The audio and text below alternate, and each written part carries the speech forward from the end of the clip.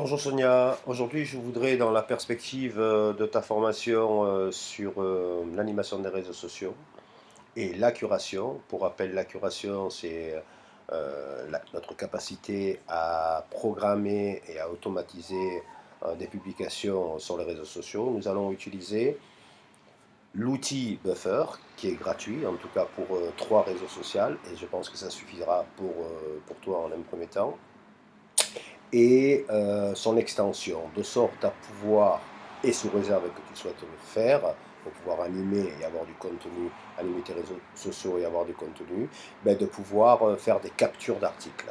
Je te fais tout d'abord une petite démonstration. Donc voilà, je choisis, moi, parce que c'est mon champ d'expertise, effectivement, de partager voilà, quelque chose qui est lié un petit peu au content marketing et au web marketing. Donc c'est cette page. Étant donné que j'ai un compte Buffer, d'accord, qui se présente, d'ailleurs, je vais vite te l'ouvrir, je n'ai pas pensé à l'ouvrir. Donc Buffer va se présenter comme ça une fois installé et paramétré, mais ça on le fera ensemble pour que je puisse t'aider à le faire, hein, à créer ton compte gratuitement. Donc je vais ouvrir Buffer. Ça prend un petit peu de temps à s'ouvrir. De toute façon, j'accélérerai la vidéo.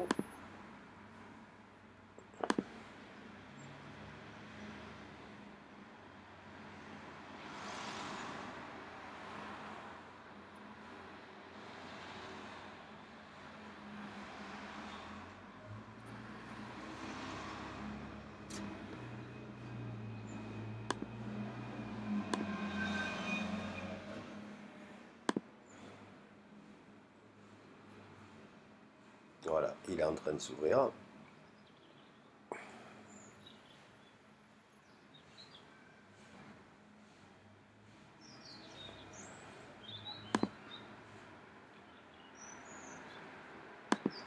Voilà, l'outil, une fois connecté en back-office, s'ouvre comme ça, tu vois. Là, tu auras, à travers ce bouton, tu vas rajouter tous les réseaux sociaux. Moi, j'en ai que trois là parce que je me sers de la version gratuite. Selon la période, bon, je prends la version qui est à 10 euros, je crois, ou 15 euros, un truc comme ça par mois, et puis je peux effectivement avoir beaucoup plus de réseaux. Et ça te permet donc, tu vois ici, tu vois toutes les publications qui sont en attente avec le jour, la date, quand c'est que j'ai programmé. Et ça, je l'ai programmé par naturel ce que je peux faire, c'est-à-dire savoir éditer tout, la photo, le texte, etc., etc. Mais je l'ai fait à la volée, ce qui me permet, dans le cadre de ma curation, ben de partager, on va dire pour ce qui me concerne, à peu près 80% de partage d'expertise. Donc de quelque chose qui existe déjà, d'ailleurs c'est une des dimensions du mot curation, publier du contenu existant pour se mettre en valeur. Tu vois d'ailleurs que sur chaque publication, pour la parenthèse, on développera, on précisera. Tu vois, là, c'est la première partie. Alors, attends, je vais te montrer ça. Alors, attends, pardon, pas ça, mais plutôt ça. Voilà, toute cette première partie-là, jusqu'à ici, siècle digital, c'est naturel. Et après, moi, je rajoute ben, mon hashtag, Tonton Weber, et puis ma géolocalisation pour m'identifier. Je pourrais mettre un commentaire au texte par défaut, etc., etc. Mais bon, je ne vais pas rentrer dans les détails pour l'instant. Alors, l'outil se présente comme ça, Buffer, il permet de faire de la curation, tu vois, de publier, d'établir comment s'appelle, comment s'appelle,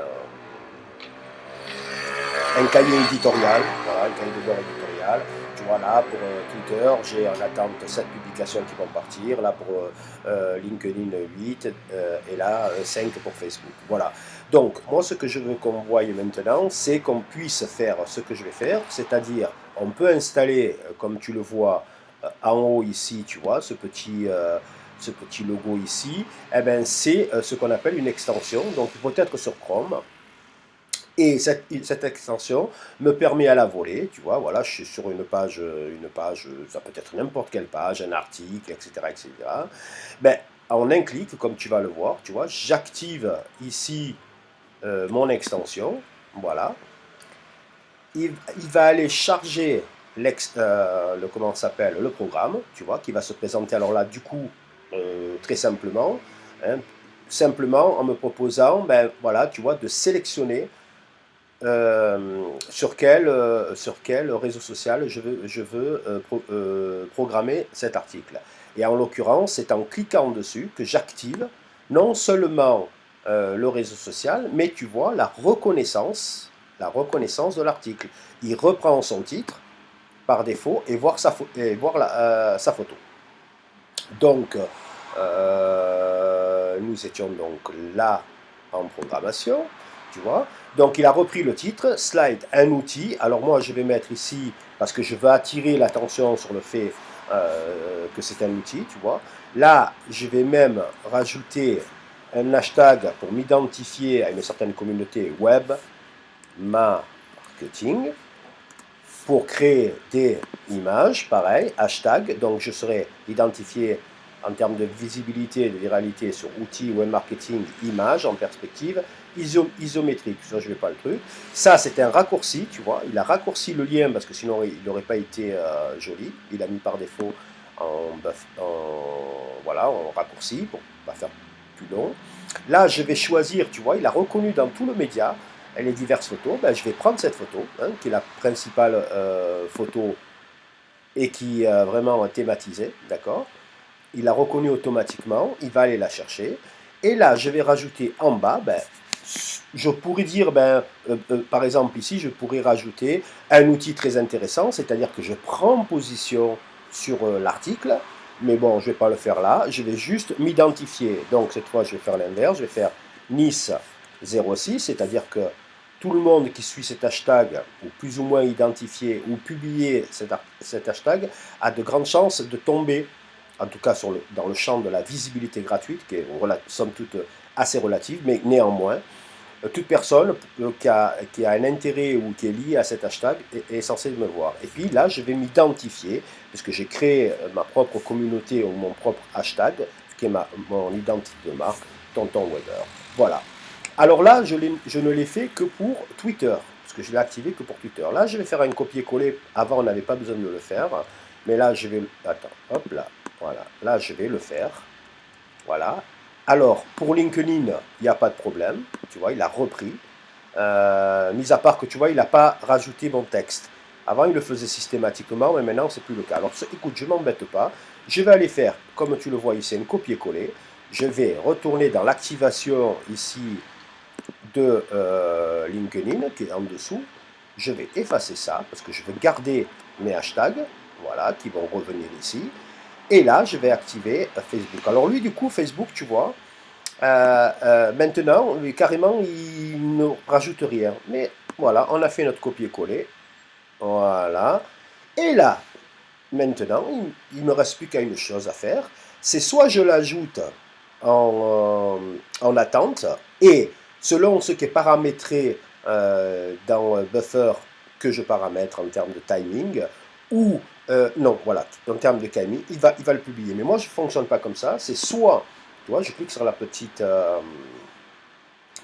flèche ici, tu vois. Voilà, soit j'ai l'option de partager maintenant, soit de programmer. Eh bien, c'est ce que je fais moi. Je programme, donc je clique, et là, s'ouvre mon calendrier, et je dis où je dois publier. On parlera sur les meilleurs moments et comment on identifie les meilleurs moments avec des outils. Mais bon, pour l'instant, on va faire relativement simple, mais logique. Ben, c'est les heures où les gens sont plus ou moins disponibles, les jours et les heures. Pas le lundi, les gens reprennent le boulot, ils ont la tête dans le guidon. Pas à 8 heures du matin non plus tous les jours, pas à 9 heures. Mais par contre, à partir de 10 heures, entre 10 heures voire midi, hein, et même moi je publie généralement juste avant, voilà, avant midi, parce que c'est le moment d'un petit peu de détente, voilà, on attend, on patiente pour arrêter, puis pour aller travailler. Ou alors on est entre le travail et le fait de déjeuner, ben voilà, on est sur son portable et tout ça, ou on prend un petit moment et on est disponible. Et voilà. Et je n'ai donc plus qu'à valider ici en appuyant. Bon là je ne vais pas le faire, puisque encore une fois, tu vois, j'ai publié moi juste pour les 10 prochains jours, donc voilà. Alors, pour ce faire et pour avoir, comment dire, ici, l'extension qui est là et l'installer. ben, il va falloir, et là je te mettrai le lien en dessous, ben, que tu ailles à installer. Bon, moi ici elle est installée, donc il me demande à supprimer, mais toi, à travers le lien que je vais te communiquer, tu n'as qu'à l'installer et elle va venir se mettre là. Bon, bien évidemment qu'avant il aura fallu créer un compte Buffer. Pareil, je vais te mettre le lien, comment créer. Et une fois que tu auras créé ton compte, eh ben, il suffira simplement d'aller ajouter ici tes divers comment s'appelle, réseaux sociaux. En sachant, et c'est pour ça que je t'avais fait créer une nouvelle adresse de Gmail, en sachant que cette adresse, il faut qu'elle soit commune. Il faut que l'outil, à partir de l'adresse qui est ici, va pouvoir reconnaître tes réseaux sociaux. Donc, c'est pour ça que l'adresse je t'avais fait créer, que je t'avais invité à créer, qui est l'adresse de pilotage, et c'est pas pour rien que je l'appelle de pilotage, parce que c'est l'adresse de pilotage pilotage des outils, d'accord, et de communication interne, puisque l'ayant renseigné dans les réseaux sociaux, mais aussi en lien avec les gens avec qui tu travailles, notamment moi, elle nous sert d'adresse de communication interne. Et après, bien évidemment, ça c'est juste une parenthèse, pour tout ce qui est la communication externe, c'est bien évidemment avec le nom du domaine, notamment pour la délivrabilité concernant le marketing par email, c'est-à-dire les newsletters et la délivrabilité de tes emails. Voilà, je ne vais pas faire plus long. Pour résumer très simplement, installer l'outil Buffer, installer son extension, de sorte de faire au naturel des publications, d'accord, de programmer, de faire ce qu'on appelle de la curation, c'est-à-dire programmer tes publications sur les réseaux sociaux, d'accord, et les distribuer de manière automatique, et le faire à la volée. Je vais d'ailleurs ici très rapidement te faire un exemple en prenant n'importe quel lien, comment on publie, alors là du coup, à la main, hein, c'est-à-dire, voilà, à la main. Donc écoute, voilà, je vais prendre ce lien, tu vois, je copie mon lien, je vais dans Buffer, et là j'ai juste à faire, c'est le même principe, création de poste, je copie en tout premier mon lien, de sorte qu'il soit reconnu par l'outil, qui reconnaîtra la page encore une fois, qui me proposera les images, d'accord. Là, en l'occurrence, il n'a pas repris un titre, comme tu le vois, ben, c'est très simple, je vais faire ça, je vais aller là, hop, le titre qui m'intéresse, je le copie, pomme C pour Mac, voilà, tac, hop, je le mets ici, je rajoute plus bas mes fameux hashtags. Si je veux identifier un concept, voire une communauté en termes d'hashtag, je marque ici, ben voilà, par exemple danse. Voilà, dance. Alors tiens, on va le mettre en anglais, il y en aura plus. Voilà, dance. Tout ce qui concerne la danse là. Voilà. Et si je veux, et puis j'en mets 3 ou 4, voilà, pas plus, même 3. Et si je veux identifier une personne ou une personne morale, en termes de communauté, mais aussi en termes d'identité de personne, je fais ça et je vais marquer par exemple Bruno, et là tu vois, il me sort tout le monde, Bruno Le Maire.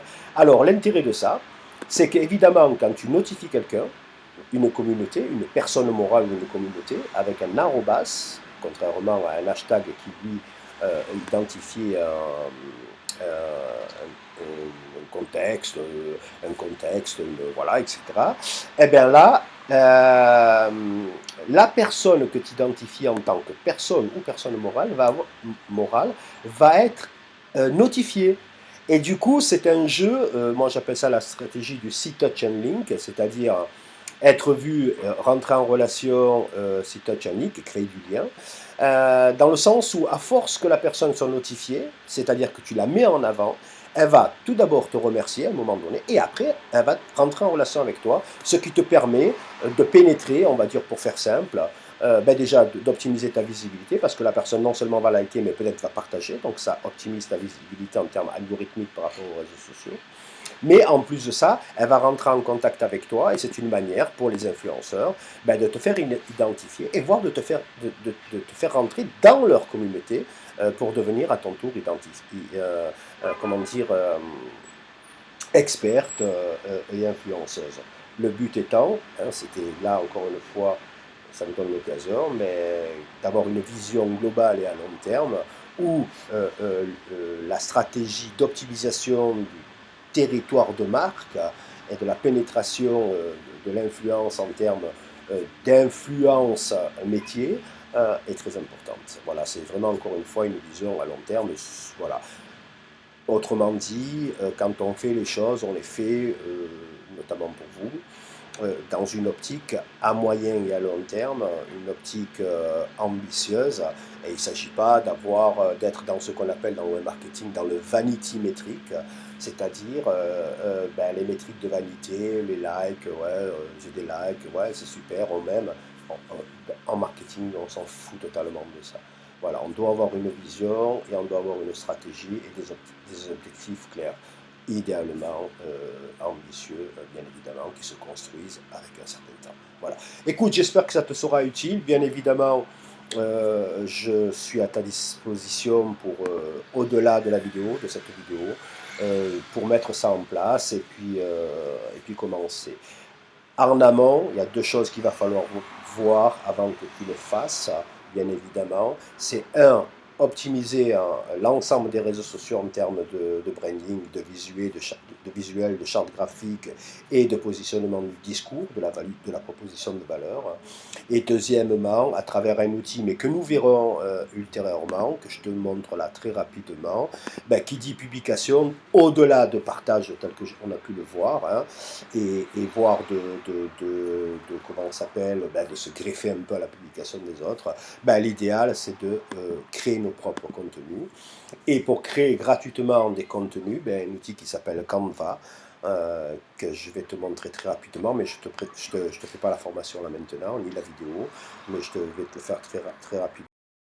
Permettre de créer des visuels hyper professionnels, puisque c'est des templates calibrés qui sont prédéfinis et que tu peux personnaliser finalement par des illustrateurs et des graphistes très professionnels, voilà, et très tendances, qui tiennent en compte effectivement toutes les dernières tendances en termes de graphique, de graphisme et tout ça.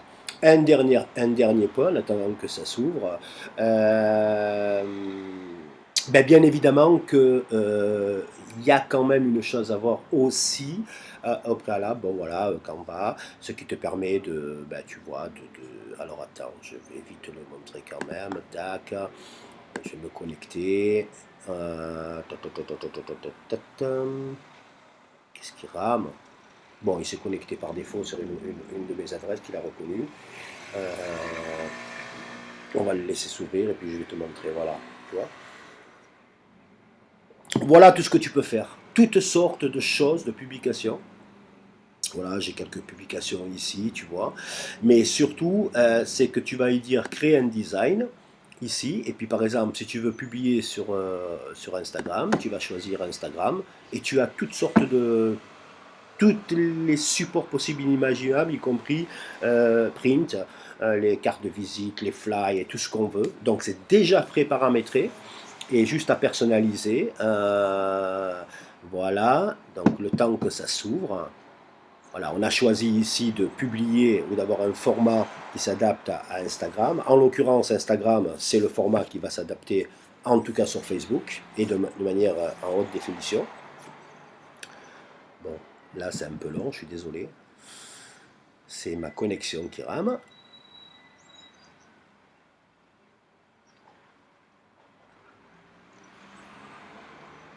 Voilà, une fois qu'on a choisi donc le format, voilà, tu vois, qui se présente par, je crois que c'est 1800 par 1800 puisque c'est format carré, d'accord. Bon, le temps que ça s'ouvre, tu vois, il y a un carré qui se met. Et là, sur la gauche, tu vas avoir tous les modèles. Voilà. Euh, donc, soit tu crées, soit effectivement ici, tu vois, tu as plein de tendances, plein de choses qui sont hyper pro, hyper tendance. Voilà, tu choisis, par exemple, on va choisir ça, tu vois, comme ça.